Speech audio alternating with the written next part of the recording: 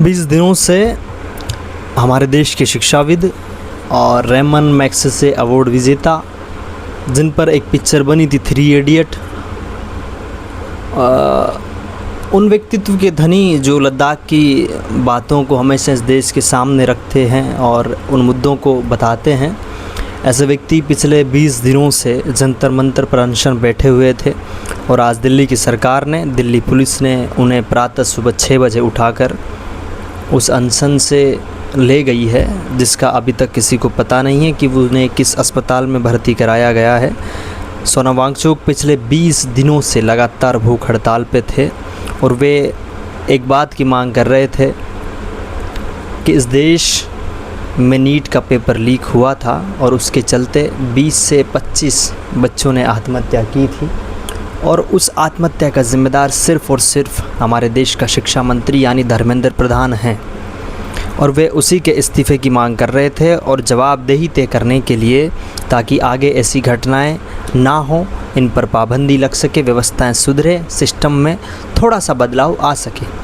उन सब मांगों को लेकर वे सीजेपी यानी कॉकरोच जनता पार्टी के बैनर के तले अपने अनशन को लगातार जारी रख रहे थे। लेकिन आज प्रातः सुबह 6 बजे उनको दिल्ली जंतर मंतर से उठा लिया गया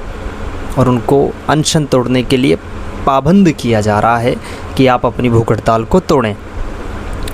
और इस प्रकरण के बीच में वहाँ पर stand up comedian Kunal Kamra भी आए हुए थे और सीजेपी के बैनर तले जब जंतर मंतर पर वो भाषण दे रहे थे तो उन्होंने अपने भाषण में कहा कि ये सरकार सीता के पति का नाम लेकर नीता के पति का काम करती है। और इस लाइन से बहुत से लोगों की धार्मिक भावनाएं आहत हुई, बहुत से लोगों को बुरा लगा। लेकिन क्या ये कह देना कि इस लाइन के द्वारा ही उनकी धार्मिक भावना आहत हो गई, उन्हें गुस्सा आ गया? जबकि हम ये देखते हैं कि कई बार बीजेपी की रैलियों में, यहाँ तक कि प्रधानमंत्री नरेंद्र मोदी की गाड़ी के आगे भी मैंने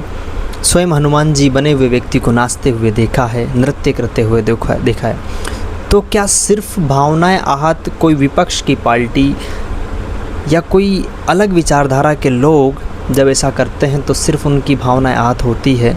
लेकिन जब हिंदुत्व की विचारधारा में पली बड़ी एक पार्टी अपनी रैलियों में भगवान को ही नचा देती है, तब आपकी भावनाएं शायद आहत नहीं होती है।